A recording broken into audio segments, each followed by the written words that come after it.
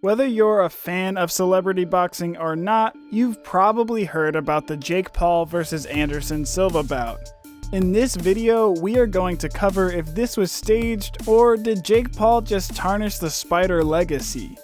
Our video will show a recap of the fight and demonstrate a key moment the internet calls the fake punch heard round the world. We are MMA Authority, and we are here to bring you all access to the world of fighting. In this video, we are going to discuss, did Jake Paul's win tarnish Anderson Silva's career? They're like that it was not the same like in the Woodley fight. The video is going to be a knockout, so make sure to stick to the end and let us know what you think in the comments. Before starting this video, be sure to smash that like button and subscribe to never miss out on any of the latest from MMA Authority. Paul, at 25 years, has 5 professional wins under his belt since ditching his internet fame for a career in boxing 2 years ago, whilst 47-year-old Silva has won 3 fights in the ring since parting ways with the UFC, one of which included an upset victory of former world champion Julio Cesar Chavez Jr. Paul has knocked out every professional opponent he's faced, with his last win coming against another ex-UFC champion, Tyrone Woodley. Paul took home scores of 77-74 and 78-73 twice against the 47-year-old Silva, the former UFC middleweight champion, on October 29th. "It's a surreal moment. Hard work pays off," Paul said. "I want to say thank you to Anderson. He was my idol growing up and he inspired me to be great. Without him, we wouldn't have a fight this year. He's a tough mofo for real. I have a lot of respect for him." Every time Silva pressed and put Paul on his back foot, he looked like the much more technical and more complete boxer, despite lacking that pro boxing experience on paper.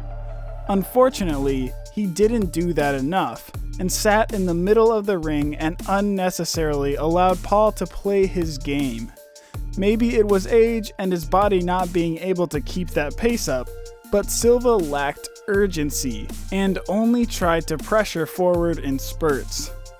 Paul didn't really get to truly impose his game as much as Silva just decided to fight his kind of fight. But to his credit, Paul did very well every time he got or was given those chances.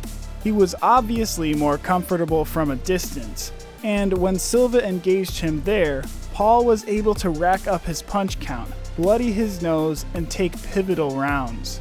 Maybe it was also a good sign of late fight adjustments, but the knockdown at the end was actually from an exchange on the inside, landing a right as Silva was trying to break away. Afterward, Paul called out another UFC luminary, Nate Diaz, who was in attendance supporting his teammate Chris Avila, who competed on the undercard. "I feel like I'm living in a movie," Paul said afterward, according to Sky Sports. "You couldn't have written this in a story. Just being in the ring with him, seeing his heart, his courage, his bravery, that's the champion that I looked up to. He's such an inspiration." It was far from an uneven fight as Paul landed 83 punches, with Silva landing just 4 less at 79 according to ESPN stats. Paul, however, landed 3 times as many jabs, canceling out any advantage Silva gained by landing more power punches. "I'm a superhero, but sometimes my half-human fails," Silva said, according to ESPN. Things got really interesting in the 8th and final round as Paul floored Silva with a hard right hand. While each round was close, that was the biggest highlight of the night and likely sealed the win for the problem child. In one shot of the video, which is believed to be edited or possibly a terrible angle, it shows Paul not really making contact. Other angles show a devastating punch coming from Paul, knocking down Silva. "That's the game. Sometimes you win, sometimes you lose," Silva said. "It's tough to come inside here and fight with a young kid. Jake was better than me today. Everybody needs to respect this kid. It was a very hard fight for me today." Before they get set to beat each other up, Paul and Silva engaged in a hellacious battle of dance moves to prove once and for all who is the better dancer.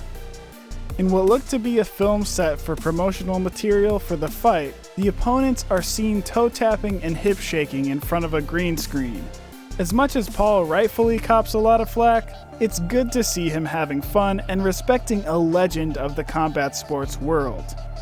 Now, for Silva in the past few years, he has fallen on hard times with a 1-6 record with 1 no contest over his past 7 fights.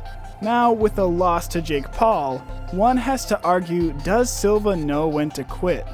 Once considered the GOAT of UFC, Silva should have walked away a long time ago.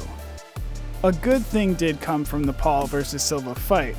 They are now gonna band together and create a United Fighters Association to help UFC fighters, all MMA fighters, and boxers to get more pay and long-term health care. Paul said, "That's a big undertaking that I've been waiting to do since the beginning of my career." Let us know your opinion in the comments section below. This was all for today. Hope you liked the video. Do not forget to subscribe to MMA Authority. Stay safe and keep your guard up. We will be back soon. In the meantime, check out another one of our awesome videos.